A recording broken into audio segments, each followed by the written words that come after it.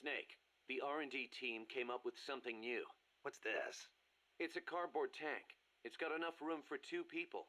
Same as any other cardboard box. Apparently the guy in front drives, and the guy in back is the gunner. Hold on, Kaz. Who the hell came up with this thing? I'm sorry, boss. He meant well, I swear.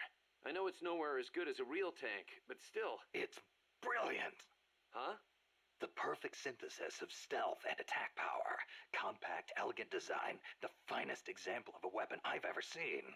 Seriously, Kaz, I need to meet the guy who made this. I want to shake his hand. You serious? Snake, look at it. It's a masterpiece, in every sense of the word. You don't agree? No, What is that?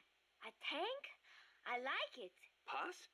I hate tanks, but this one I think I could get used to. I love that it's a zero-emissions vehicle. It will not hurt the forests of Costa Rica. What? Nice work, Kaz. I see I made the right choice making you second in command. But is there something wrong with me? March 10th, 1945. 381,300 cluster bombs were dropped on Tokyo. Japanese houses at the time were almost all made of wood. In that single day, 1/3 of Tokyo burned to the ground. My mom lost her family and home in that raid. She had to move to Yokosuka and live with her cousin. The B-29s kept on coming, razing other major cities throughout Japan without mercy.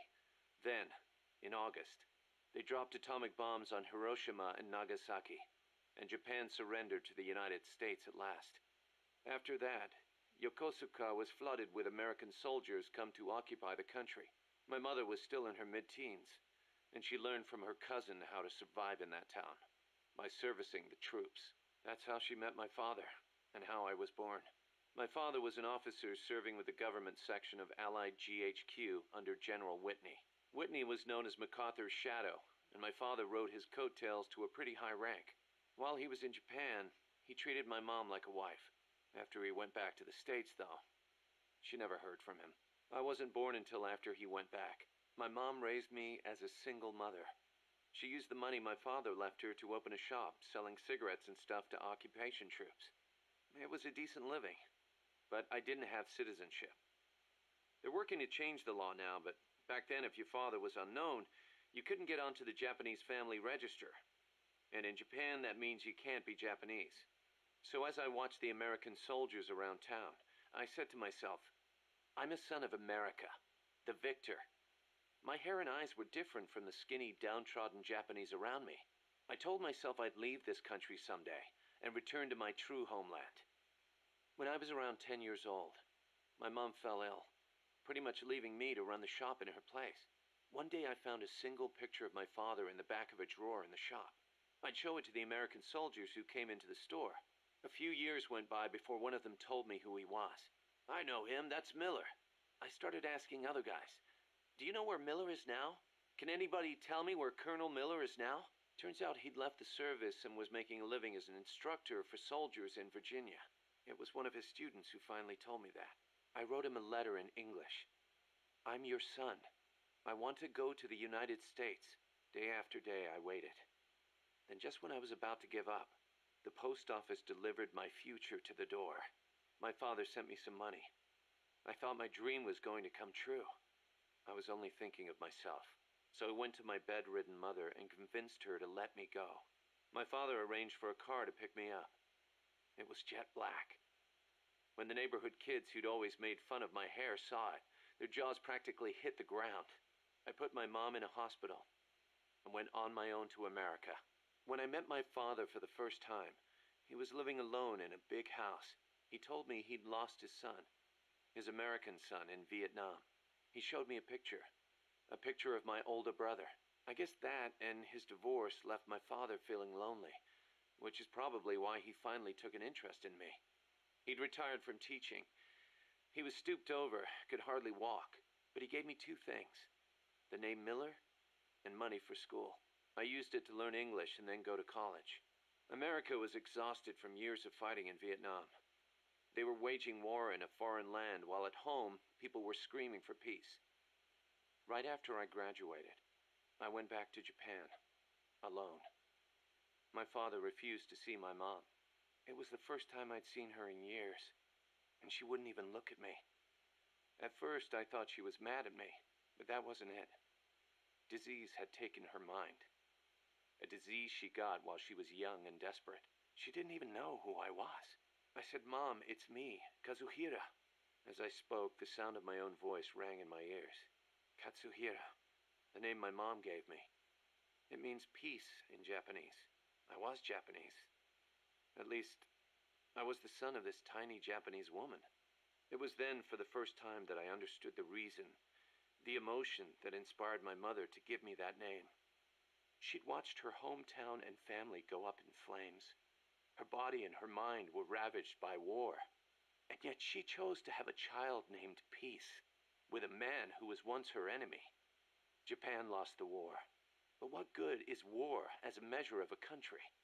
Since the war and up until the oil shock last year, Japan's economy has grown every single year. It's on its way to becoming a stronger country than ever. I stayed in Japan and joined the JSDF. I was 22 at the time. I did it to pay our bills. But it wasn't just that. I could have found work anywhere, and I knew it.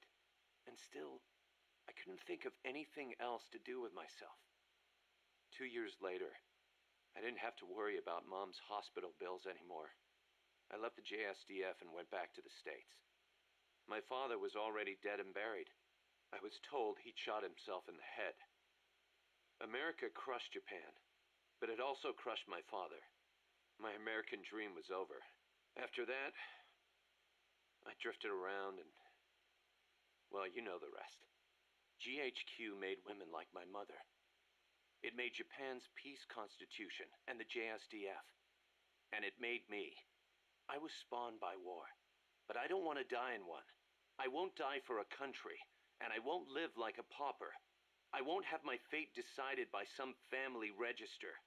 So as long as I stick with you, boss, I've got a good feeling none of that will happen. So tell me, Kaz, how's the self-defense force you were in different from an army? The JSDF is set up for national defense. It's not configured for aggression against other countries.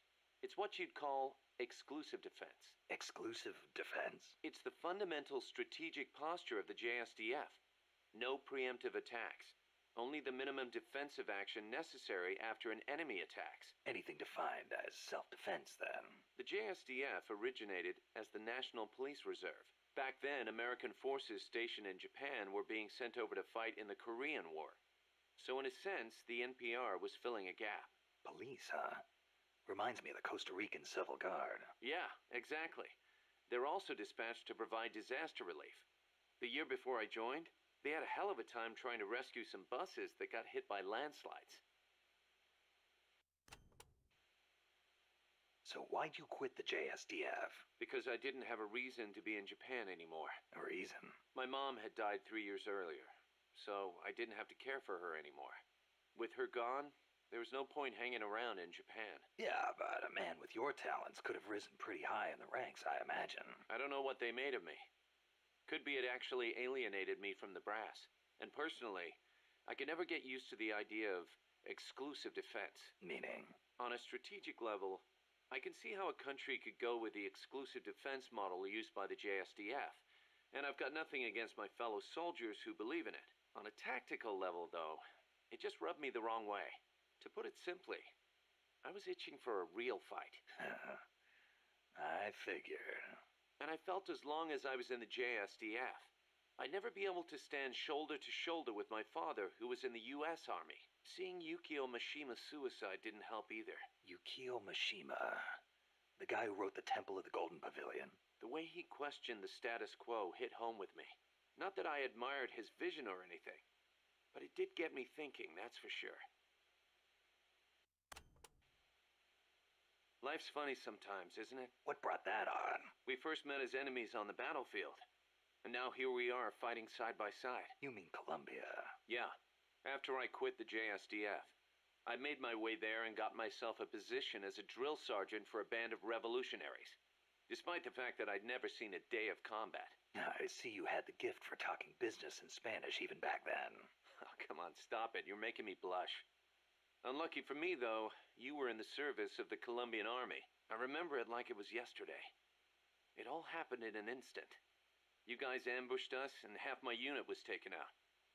My mind went totally blank. I couldn't keep it together. My whole unit was wiped out, and I was left half dead from a bomb blast. Then, as I was leaving, you yelled out at me. I came all the way from Japan to be here. My place is on the battlefield. Then you asked for my help, saying, I want to be the one to end it. I remember being surprised that there were still samurai in Japan. You guys came over to me. I had a grenade hidden under me, but even then you were too fast. The second I pulled the pin, you grabbed the hand I was using to hold the grenade with both palms. I didn't want it to go off. I'd heard samurai were a proud bunch. I wanted to know why one of them would stoop so low as to try to take his opponent with him. And I said, I'll never lose again. We'll never lose again. Yeah. We'll do whatever it takes, but we'll never be beaten again. Then, I passed out from the blood loss. When I woke up, I was in your camp's infirmary, stuck full of tubes. Why'd you save me? You ran at me after I tried to kill you. Because you swallowed your pride and fought with everything you had. I just didn't want to lose. You found a way to fight back, even in the face of death, even when you knew you were going to die. That's the mark of a true warrior. It's not about gain and loss, or victory and defeat. I looked at the way you lived your life and saw the path I needed to take as a warrior. Wow, I never knew that. And that's why you... I realized then that the battlefield doesn't only divide people into allies and enemies. Sometimes it tells you more than just who's an ally or who's an enemy. Sometimes it helps reveal your true comrades. Like you and me, huh? That's right. And 2 years later,